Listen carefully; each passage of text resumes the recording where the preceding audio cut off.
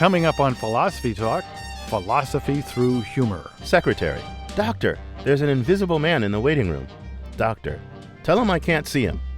Forget your troubles and just get happy. You better chase all your cares away. Two cows are standing in the pasture. One turns to the other and says, although pi is usually abbreviated to 5 numbers, it actually goes on to infinity. The second cow turns to the first and says, moo. Shout hallelujah, come on, get happy. We're going to the promised land. Salesman, ma'am, this vacuum cleaner will cut your work in half. Customer, terrific. Give me 2 of them. It's Passover, and a Jewish guy is eating his lunch in the park. A blind man sits down next to him, so the Jewish guy offers him some of his lunch, a piece of matzah. The blind man takes it, fingers it for a moment, and says, "Who writes this crap?" Forget your troubles and just get happy. Philosophy through humor, coming up after the news.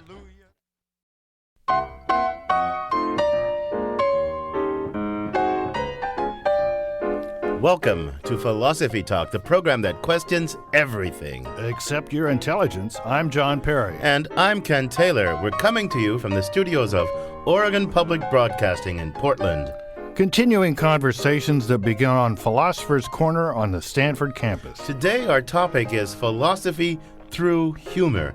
Joining us soon will be the authors of a new book, Plato and a Platypus Walk into a Bar. Now, the premise of this book, John, is that there's a strong connection between philosophy and humor. They say, in fact, that a philosophical concept works its payoff in exactly the same way that a joke achieves its payoff. What do you think about that initially? Well, I'm not sure what I think about it, but I know what I hope about it. I hope that it's right, because my experience is every quarter, at the end of the quarter, I collect the student evaluations, and I'm praying that they're going to say, this guy is so bright, this guy is so brilliant, this guy knows philosophy so well, he is so illuminating. And what they always say is, he's pretty funny. Yeah. So if I could convince myself that humor and philosophy are pretty much the same thing, then I could say, well, I'm doing my job. What more do they want? Well, you are very funny, John. But now, do you think they're laughing at you, laughing at your jokes, or they're laughing because philosophy just makes them laugh? I mean, what do you think? Well, probably some combination, but it's partly the latter. It's partly philosophy. Take the philosophical problem of other minds. How do we know that other people have minds when we can just observe their behavior? Now, when you explain that to freshmen for the first time and you give them an example, how do you know your roommate has a mind? How do you know your mother has a mind? How do you know your 6th grade teacher has a mind? They often laugh. They think the whole idea of thinking about that, of worrying about that, of coming up with reasons for it is just kind of funny. Well, that's like they don't think we could possibly be serious or something. Or take Zeno's paradox. It's the same kind of thing. You tell somebody, look, you're going to walk across the room, but before you walk all the way across, you have to walk halfway across, and that's going to take some time. Before you have to walk halfway across, you have to walk halfway across, and that's going to take some time. And before you walk halfway across, you got to walk halfway across. And wait a minute, there's an infinite number of steps. You're never going to do it in a finite time. Maybe is that serious? Well, it's pretty funny. Some philosophy problems are sort of funny. We'll grant that. But how about the other way? Are there some jokes that are kind of intrinsically or deeply philosophical? Well, try this one. Why is an elephant big, gray, and wrinkled? I give up, Ken. Why? Well, John, if he was small, white, and round, he'd be an aspirin. Bada boom, bada bing. A real thigh slapper, Ken. That joke is funny. Let's grant that. And why is it funny? Well, here's my theory. It's funny because it offers one sort of explanation for why elephants are the way they are when we expected another. You expect to be told why elephant lives, why elephant evolution, what it is about elephant DNA makes them big and wrinkled, and instead you're told something really about words, that elephant stands for the big wrinkly things and aspirin for the small white round pills. John, I think you're onto something. See, here's a similarity, at least one, between jokes and philosophy. You start out with some obvious premises in a philosophy argument, and you end up with some startling, surprising conclusion that you would have never thought of. Same way with the joke. You start out with some obvious starting points, right? Elephants are big, gray, and round, and you end up with this surprising conclusion. It's very, very similar. Well, I guess so. Surprising conclusions one way or another. At least there do seem to be a lot of connections between philosophy and humor. They both encourage you to step back, consider some of your preconceptions and maybe be a little lighthearted about it. You know, our roving philosophical reporter, Zoe Corneli, tried her hand at connecting philosophy and humor. She files this report. I took a close look at the world of comedy, trying to find any trace of something philosophical. To my surprise, philosophy started popping up everywhere. Back in 1956, comedian Eddie Lawrence made a hit with his character, the Old Philosopher. The immensely popular routine was followed by a sequel, aptly titled The New Philosopher. Hey there, cousin. You say you got shot in a duel over an ugly woman, and your oldest boy wants to be a jockey, and he's 36 and weighs over 200 pounds. And your stretch socks are disappearing into your shoes. And you just sat on your eyeglasses and got off at the wrong stop, and all your dimes and tokens have been falling out of a hole in your change pocket. And you just bit your tongue. And your wife ain't come home from the movies yet. Does that seem to upset you, old-timer? Well, lift your head up high and take a walk in the sun with that... Come to think of it, the Old Philosopher isn't really all that philosophical. Okay, so we're still looking for philosophy in humor. Next, I turned to Woody Allen. He sounded promising, having almost majored in metaphysics, or so he claims. I was thrown out of NYU in my freshman year for cheating on my metaphysics final. You know, I looked within the soul of the boy sitting next to me. Upon deeper exploration, I found Allen's humor reflects a clear philosophical bent. What would Socrates say? All those Greeks were homosexuals. A, Socrates is a man. B, all men are mortal. C, all men are Socrates. That means all men are homosexuals. Amid Woody Allen's usual bawdy humor, you can find deep speculations on the nature of fate and the human condition. If it turns out that there is a God, I don't think that he's evil. I think that the worst you can say about him is that basically he's an underachiever. Now I'm on a roll. Why stop with Woody Allen? If you pay attention, you realize lots of popular comedy routines are basically philosophy lessons in disguise. Take Monty Python, for example. Hello, I wish to register a complaint. The classic Dead Parrot sketch contemplates our very understanding of life and death. No, it's not dead, it's resting. Resting? Yeah. Remarkable bird, the Norwegian blue. Beautiful plumage, isn't it? The plumage don't enter into it. It's stone dead. No, it's resting. All right, then. If it's resting, I'll wake it up. Hello, Polly! Polly! Polly Parrot, wake up! Polly! Now that's what I call a dead parrot.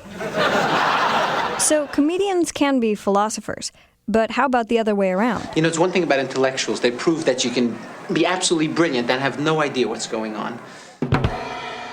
For Philosophy Talk, I'm Zoe Corneli. I'm John Perry. With me is Ken Taylor. And our guests today are Thomas Cathcart and Daniel Klein. They're co-authors of the best-selling book, Plato and a Platypus Walk into a Bar, Understanding Philosophy Through Jokes. Tom, welcome to Philosophy Talk. Thank you, Ken. Dan, congratulations on the success of your book. Thanks a lot. It's a big surprise to us. Well, your book is subtitled Understanding Philosophy Through Jokes. Not just making philosophy halfway tolerable by telling a lot of jokes, but actually understanding philosophy through jokes. So Tom, I'll pick on you first. Can you give us your best case for a joke that really helps us understand something philosophical? Well, I'll tell you what. I'll give you the origin story. This is the joke that we first told to each other and realized this phenomenon. Danny told me this joke about a man who comes home and finds his wife in bed, and in the middle of the afternoon, and he goes to the closet to hang up his coat, and standing inside the closet is his best friend Lou, who's standing there stark naked. And the guy says, "Lou, what are you doing here?" And Lou says, "Everybody's got to be somewhere." All right. Now, what's the philosophical point? Yeah. Even Tom, if you want to continue, or Dan, one of you tell us the philosophical point there. Well, Danny told me the joke, and I said, well, what's going on there is that the guy is giving a Hegelian answer to an existentialist question. In other words, the guy is saying, Lou, what are you doing here in this particular existential situation, naked in my closet with my wife in bed? And Lou, for reasons of his own, prefers to answer it from this very distant, abstract point of view, looking down on the universe from God's point of view, like Hegelian philosophy. And he says, everybody's got to be somewhere. Well, that's definitely. I mean, I've never had the difference between Heidegger and Hegel explained to me better. So this was what got you guys started. I mean, you've got another one with a similar theme. A guy comes home and his wife's in bed with somebody else. I wanted one of you tell us that one, the epistemological take on the same situation. Yeah, a guy comes home and he finds his wife in bed with his best friend. This is Dan, right? Yeah, this is Dan talking. And his best friend suddenly sits up and he says, before you say anything, Stan, what are you going to believe, me or your eyes? Right. This challenges the primacy of empiricism. Absolutely. Now, let me ask you a question. So understanding philosophy through jokes. I'm going to get a little serious here. How deep do you think this goes? How deep of an avenue into philosophy do you think that jokes? Not very is the short answer. not very. I don't know. I'm not sure I agree with that. I think they're similar in many ways. As you guys were saying in the setup, they both sort of flip our world upside down and give us a little different perspective on things, sometimes a transcendent point of view. And there's something in our response to both of them that's similar, too, and that is sort of the aha experience. Well, actually, I do need to congratulate you on your book. I was ready not to like it because it had these two attributes. It's a best-selling book, and it's not by me. So I thought, two strikes right Yeah, there. 2 strikes. This has got to have everything. There must be something that I could bring to this that they don't have. But, actually, it's a very good book. It's well organized. The jokes are germane. They're mostly good jokes. A lot of ones that I've heard before. They're told very well. And the philosophy is good, too. I mean, I learned something from it about topics that like existentialism and Heidegger and Hegel and matter of fact, practically everything. So I don't know. You made a convert out of me. Okay, I'm gonna give you a challenge. So suppose that some of our listeners don't know what existentialism is. So explain existentialism in sort of dry words, and then illustrate existentialism through a joke. Can you do that for me? Okay. I don't know anything about existentialism, and you're going to teach me to understand existentialism through some humor. All right. Well, there are a whole lot of philosophers who have been labeled existentialists, and most of them disclaim the label. Well, right. And almost all of them say we don't have anything in common with the rest of these guys. But if you look at it sort of from the outside, there is sort of a commonality there. And what it is, I think, is this. They're all saying that we can't look down on the world like Hegel did and talk about the grand sweep of history. All we can see is the world as it looks to us as puny, frail, finite, anxious individuals. That's all we can know. And from this point of view, we can know some things about human freedom and its limits. We can know some things about dread and despair. But we can't know anything about, the grand meaning of the universe. Okay, it's presumptuous even to presume that there is a grand meaning, and it's bad faith and all that. Okay, we got that. Okay, now, that's I want a joke. That's the funny one. Now let's hear the dry one. Well, I must say, in the 60s, when I happened to be doing two things, and one was studying philosophy and the other wasn't, the idea that life could be utterly meaningless was a brand new idea, and it seemed like a joke. It had that sense of being this big cosmic joke. And that seemed like a similarity between philosophy and humor. But Dan's talking, right? Yeah. Dan, I'm gonna ask you for a joke in a bit after a break that illustrates this meaninglessness of life. Okay, I want you to come up with a joke. You're listening to Philosophy Talk. Today we're talking about the relationship between philosophy and humor with Tom Cathcart and Dan Klein, authors of the best-selling and very fine book Plato and a Platypus Walk into a Bar. We're coming to you from the studios of OPB, and we want all of our Oregon listeners to participate in tonight's show. Got some thoughts? Share them with us. Have some good philosophical jokes? Share them with us. Got a joke that seems sort of philosophical, but you can't quite figure out why? Share it with us. Just remember, this is a family-oriented program. Give us a call, 503-452... You are listening to a pre-recorded episode of Philosophy Talk. The phone lines are closed. 4373. Or, as always, you can email us at comment@philosophytalk.org. Understanding philosophy through humor, plus your calls and emails, Oregon, when Philosophy Talk continues. You could study Shakespeare and be quite elite, and you could charm the critics and have nothing to eat. Just slip on a banana peel, the world's at your feet. Make 'em laugh, make 'em laugh, make 'em laugh. Is it good to joke about such deep philosophical topics as death, guilt, injustice, or the meaninglessness of life? What do you think? This is Philosophy Talk, and I'm John Perry. And I'm Ken Taylor. Our subject today, philosophy through humor. Share your humorous and or philosophical thoughts with us. The number is 503-452... You are hearing a pre-recorded episode of Philosophy Talk. The phone lines are closed. 4373. Or email us at comment@philosophytalk.org. Our guests are Tom Cathcart and Dan Klein, authors of Plato and a Platypus Walk into a Bar. Dan, you were explaining to us existentialism, and we got that pretty right, a dry explanation. Now I want a joke that delivers the existentialist punch. Okay, well, let me just preface it by saying when I first read the existentialists, particularly Sartre and Camus, I realized that you aren't really living until you think about death all the time. Well, there you go. There you go. And there are a lot of death jokes that somehow address the fact that we live in denial of it all the time. And one of my favorites is a joke that Gilda Radner purportedly told near the end of her days. And it's about this woman who has been given 24 hours to live by her doctor. And when her husband comes home, she tells him this, and she says, make love to me tonight, please. And he says, sometimes you're in the mood, sometimes you're not in the mood. I just don't feel like it. And she says, honey, it's my last night on earth. Would you please make love to me? And he says, you can't just decide these things. You got to really be into it. And she says, honey, I am begging you as my dying wish, make love to me. And he says, it's easy for you. You don't have to get up in the morning. That's terrible. That's existentialist talk. So, I've even got one that's more terrible. Fire away.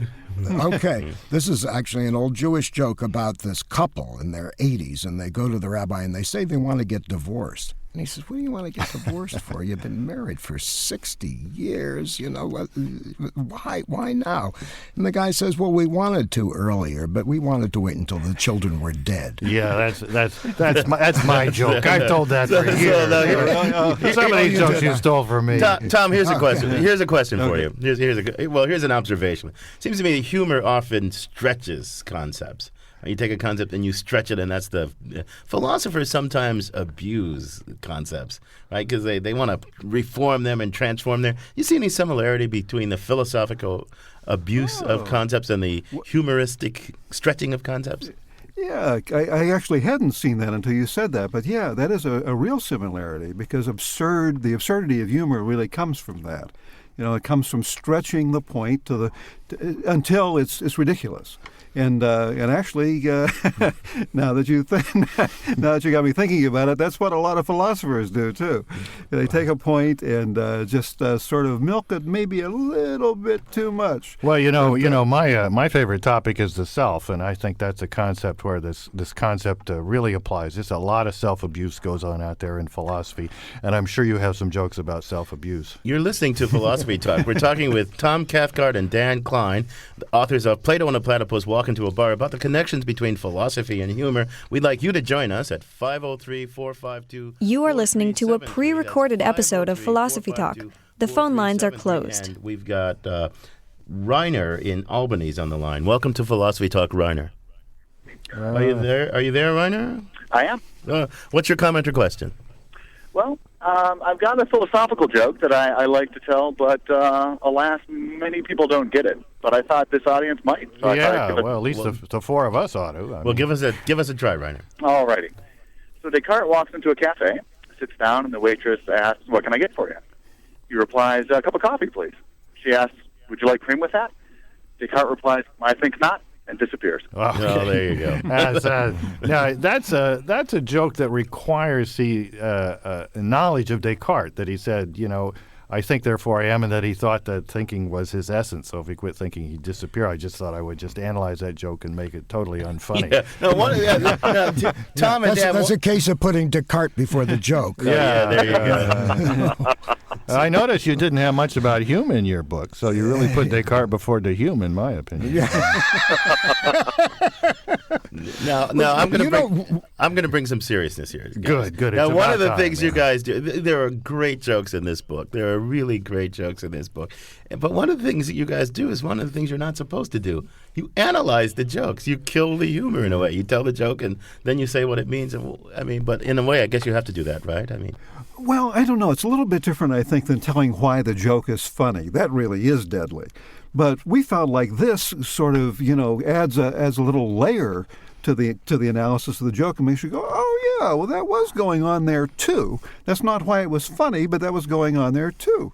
So the philosophy is not what makes the joke funny. Is that what you think? What's the connection between the philosophy and the funniness of the joke? Well, let me have a try here. So, it seems to me a lot of philosophy. I used to have a teacher, a guy named O.K. Bousma. You probably remember him. You're of that generation. He was a Wittgensteinian, taught at the University of Nebraska, where I took a seminar. Really a great guy. And he had. This was back in the 60s. He said philosophy consists in quickening the sense of the queer. And by queer, he meant odd, right? He thought the first step in philosophy was always to kind of step back and look at some ordinary practice and be kind of amazed. And I think that stepping back, I don't know if it's essential to humor or all humor involves it, but it seems to me that a lot of the cases that you give us are cases where the humor, it makes us see something about an ordinary situation that we wouldn't have thought of, that is extremely odd, extremely queer. Mm-hmm. So I think I think that's exactly right. I think you put it very well. So let's see what some of our callers think. At 503. This is a pre-recorded episode of Philosophy Talk. The phone lines are closed. We've got an email here from John Smeltzer, and he says, if you look up the word funny in a dictionary, does it make you laugh? Well, no. That itself is kind of funny, he thinks, and I think he's right about that. And you actually have the heterological paradox in your book, a pretty obtuse thing to bring up in a book about humor. But why don't you explain that to us and how it applies to funny? Or do you remember? Yeah. The heterological paradox. No, we remember. I think this was a couple of guys named Nelson and Gremlin. I think. Nelson and Gremlin. Yeah, that could be. Yeah. They're close. That's pretty close. Who came up with this paradox? They said there are two kinds of words. There are autological words, that is, words that refer to themselves, like short. Short is a short word. Okay. Or polysyllabic.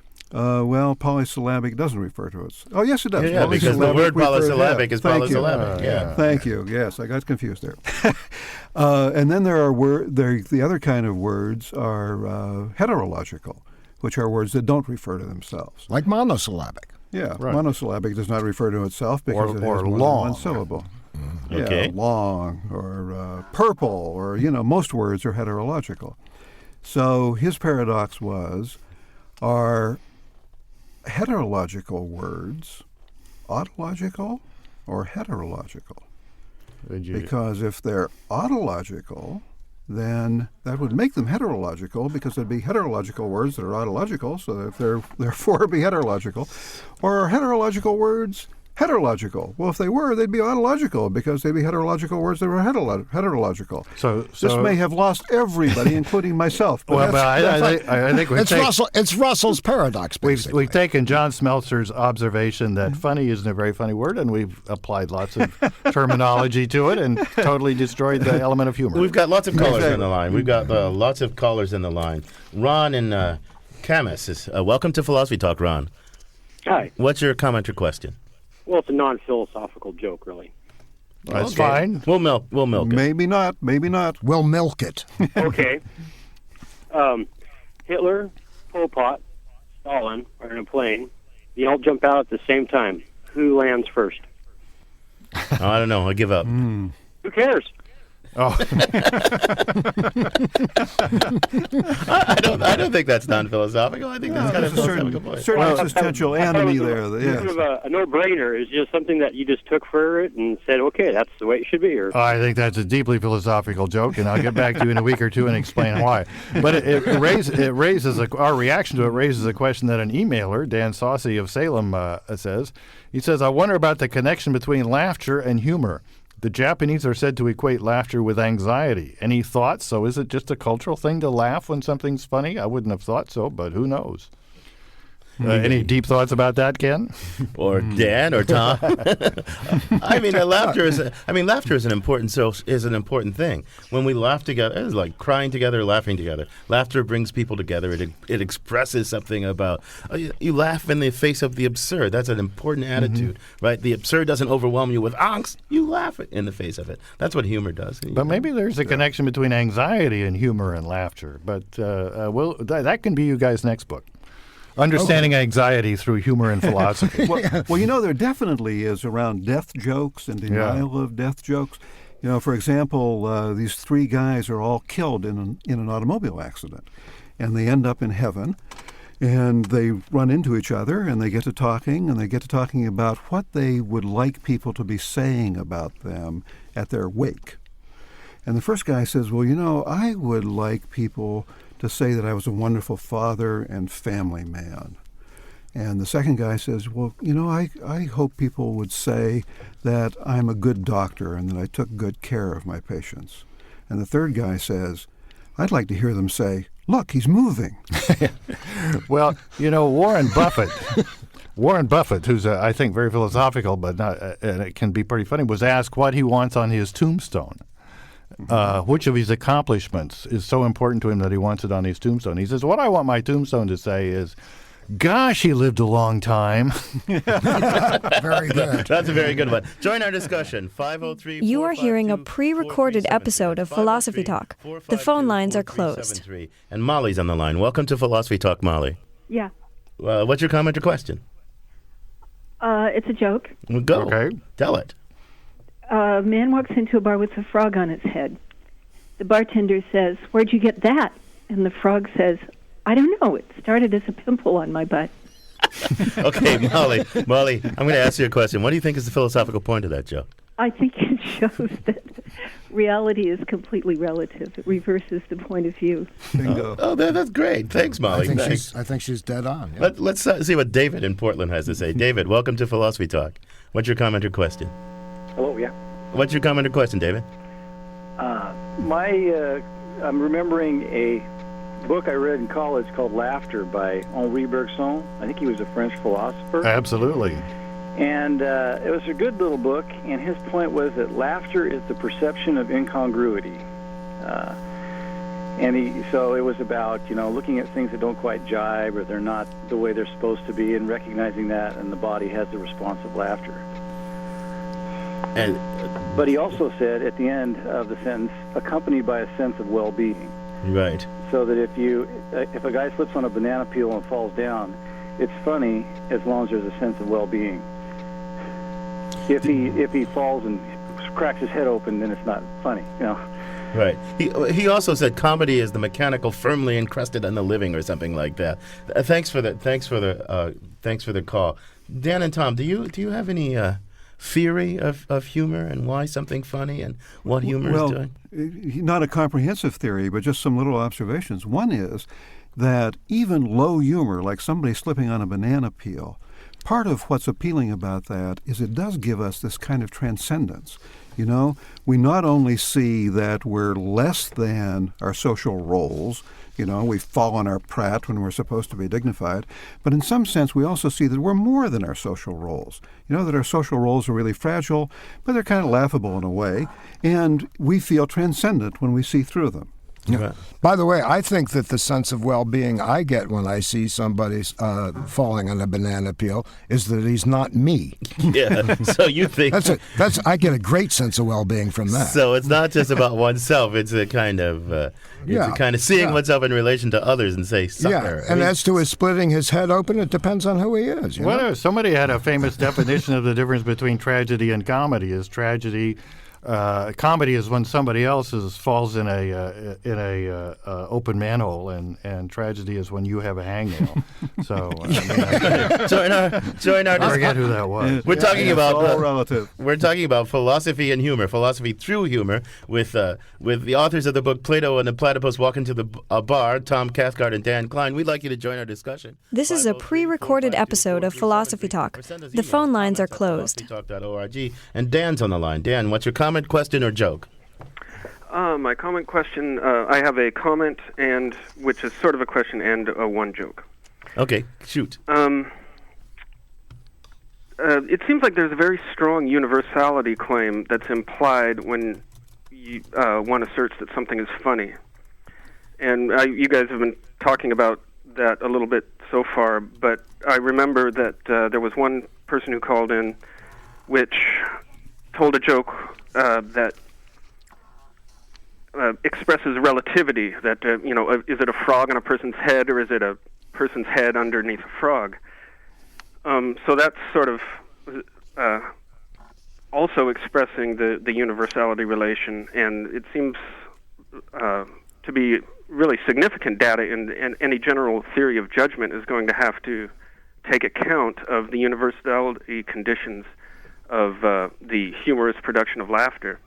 So I'm kind of interested what you have to say about that, and I just have a very quick joke. Okay, very quickly. Thanks. What is a platonic form of a dinosaur? I don't know. What's a platonic form of a dinosaur? A thesaurus. Dan, thanks for the question and for the joke. We're gonna Tom and Dan, we're gonna take up the question a little bit after the break. You're listening to Philosophy Talk. We're discussing philosophy through humor with Tom Cathcart and Dan Klein, authors of Plato and a Platypus Walk into a Bar. Most of us think philosophy is valuable, and we also think that humor is valuable. But what's so valuable about humor? And is it related at all to what's so valuable about philosophy? We'd like your input on this difficult question. 503-452... You are hearing a pre-recorded episode of Philosophy Talk. The phone lines are closed. We're coming to you from the studios of OPB, and we'll take more of your calls and emails, Oregon, when Philosophy Talk continues.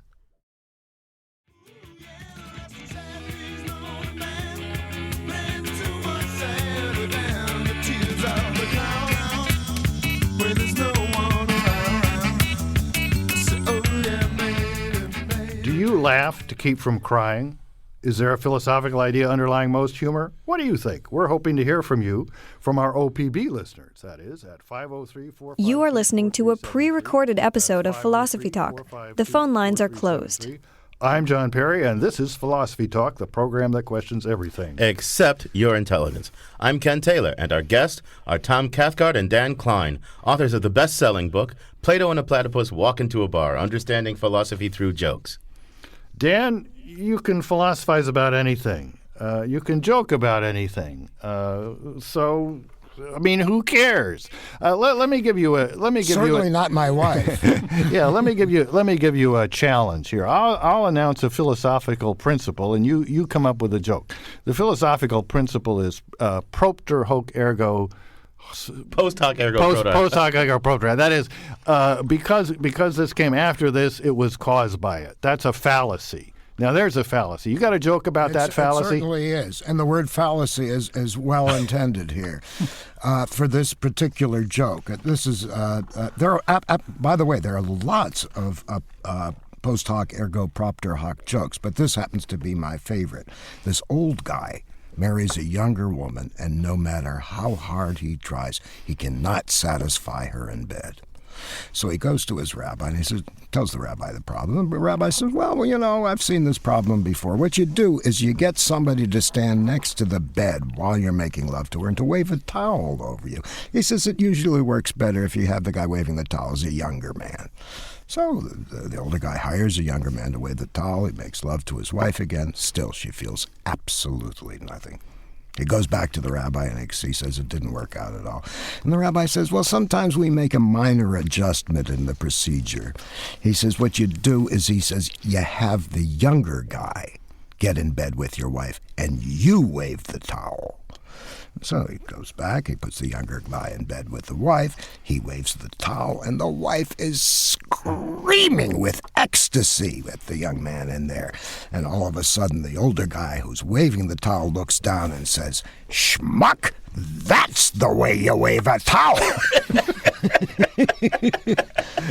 Well, yeah. Now that nails, so to speak, post hoc.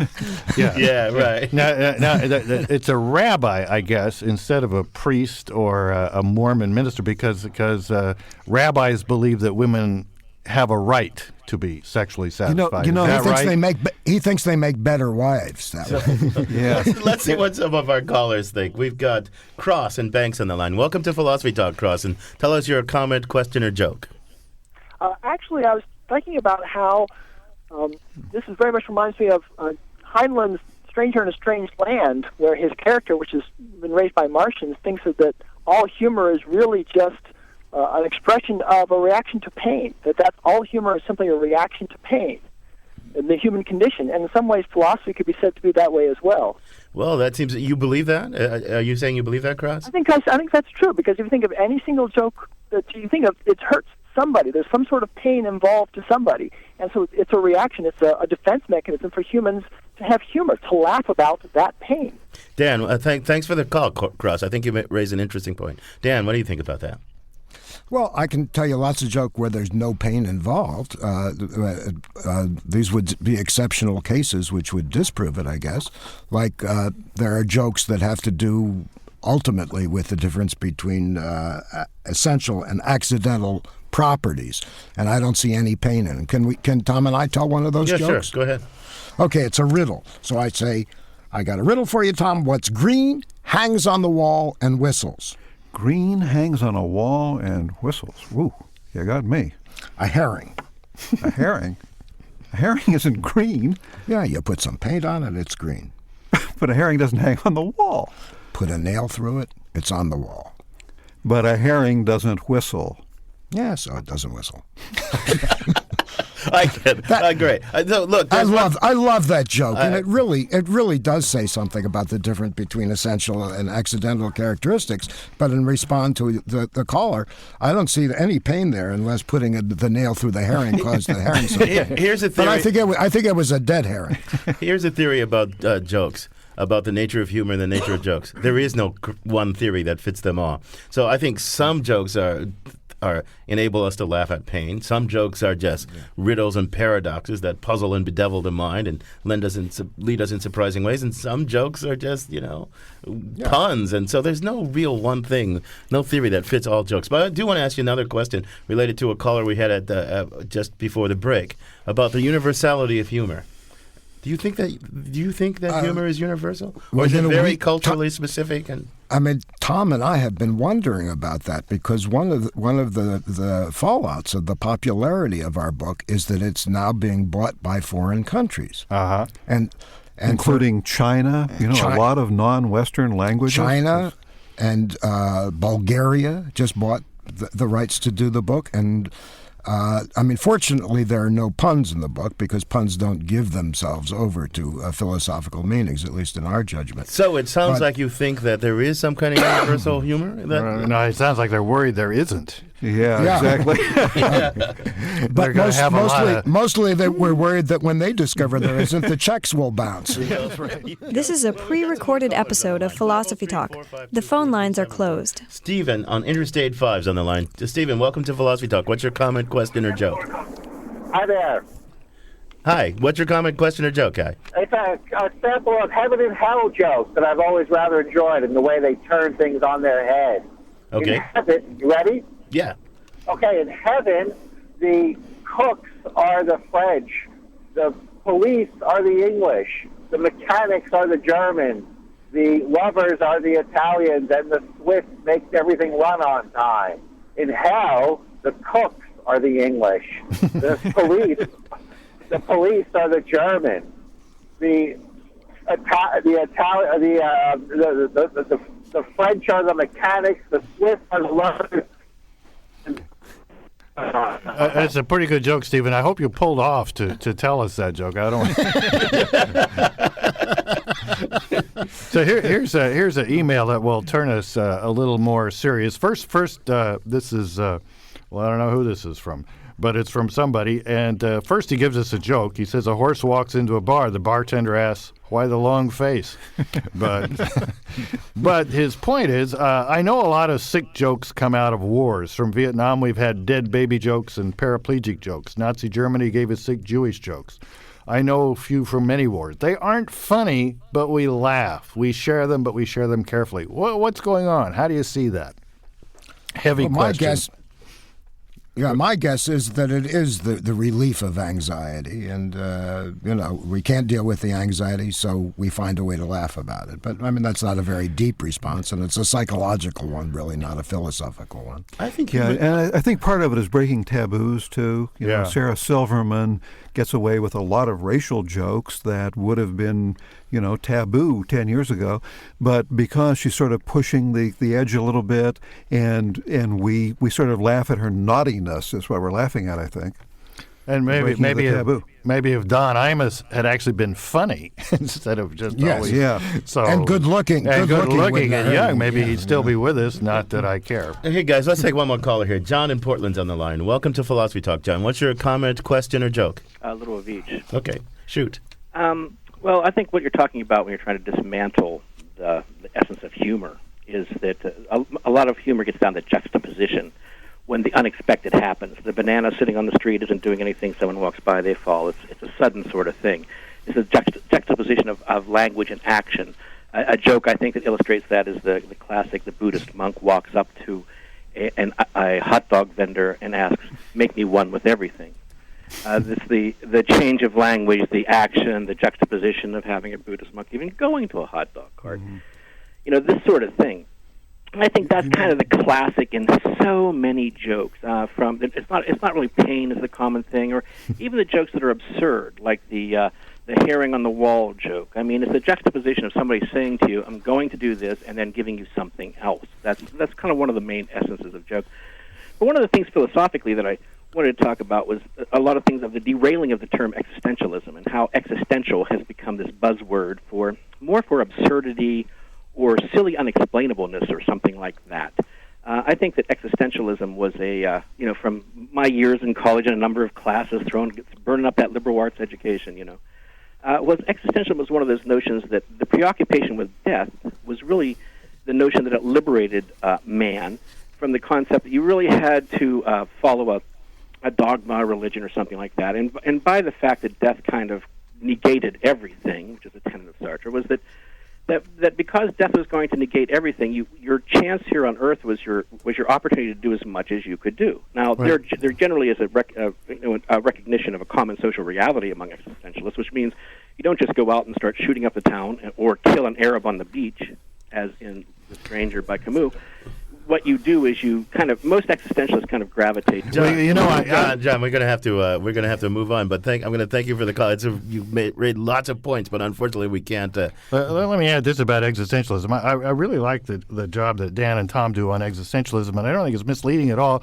Except that I think if a reader gets into existentialism from reading the account in the Plato and the Platypus, and then they sit down with being in nothingness or being in time or a Kierkegaard, they're going to say, how can something that seemed kind of funny and connected with humor and be so utterly humorless and boring as most of the writing of these guys, with the exception of Kierkegaard, I guess, is? Tom or Dan, give you one last comment. What do you want to say about that? That's true. Most philosophers are not nearly as funny in making their philosophical points as you guys are in explaining them. What's your last word about that? That's because they're not as good philosophers as we are. Yeah. Well, actually, we remember. Glad you explained that. we remember in college, actually, that some of the best lecturers were some of the funniest guys. They could turn an idea. And sometimes it was a funny idea, and sometimes it was just turning an idea. But they had that commonality that we've been talking about all night. Well, on that note, guys, I'm gonna have to thank you a lot for joining us. It's been a great conversation. I've enjoyed it tremendously. We've had a great deal of fun. Our guests have been Tom Cathcart and Dan Klein, co-authors of Plato and the Platypus, Walk into a Bar, Understanding Philosophy Through Jokes. So, John, you're a funny guy. You're a really great wit. But what did you learn from this today? Oh, well, I learned a lot of good jokes, for one thing, from reading the book and listening to those guys.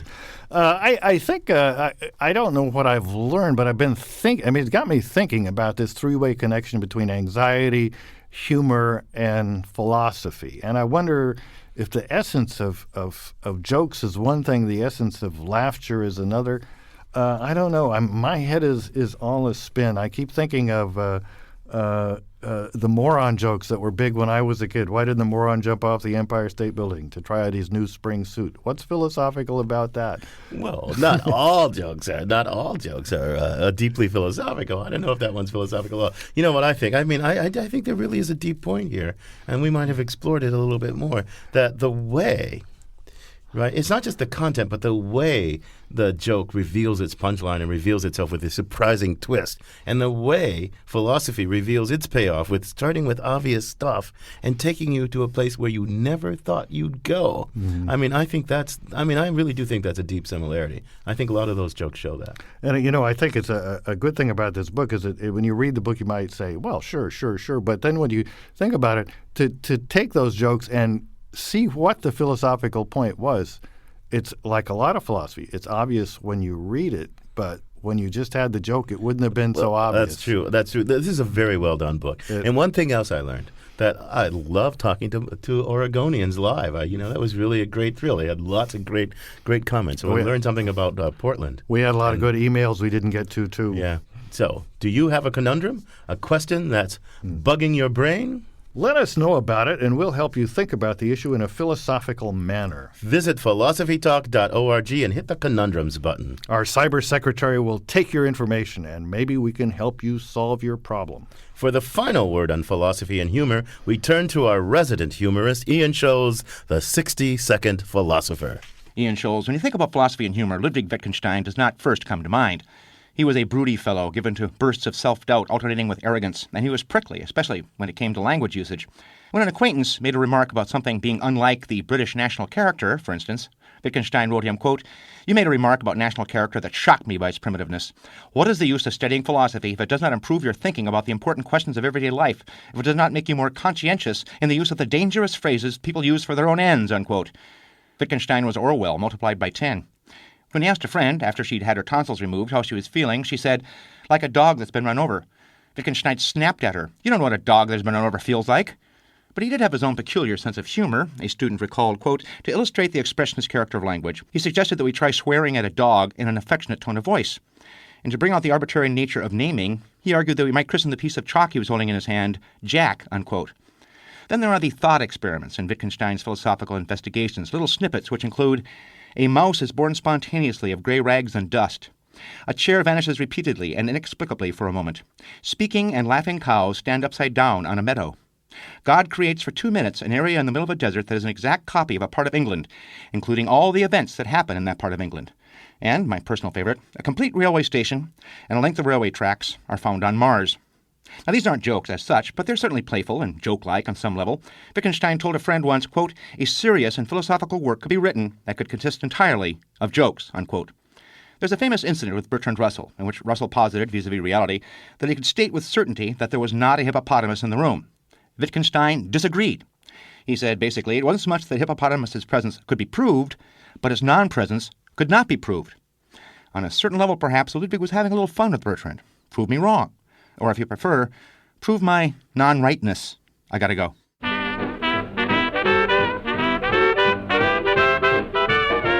Ian Shows, the only man who can solve a philosophical problem in 60 seconds. Philosophy Talk is a presentation of Ben Manila Productions and the trustees of Leland Stanford Junior University. Copyright 2007. Our executive producer is David Demarest. Special thanks go to Devin Strolovich, Neil Van Leeuwen, Zoe Corneli, and Mark Stone. Philosophy Talk is sponsored in part by Powell's City of Books. On the web at powells.com. Support for Philosophy Talk comes from various groups at Stanford University. Also from the Friends of Philosophy Talk and the members of KALW Local Public Radio San Francisco, where our program originates. The views expressed or misexpressed on this program do not necessarily represent the opinions of Stanford University or of our other funders. The conversation continues on our website, www.philosophytalk.org. I'm John Perry. And I'm Ken Taylor. Thank you for listening. And thank you for thinking.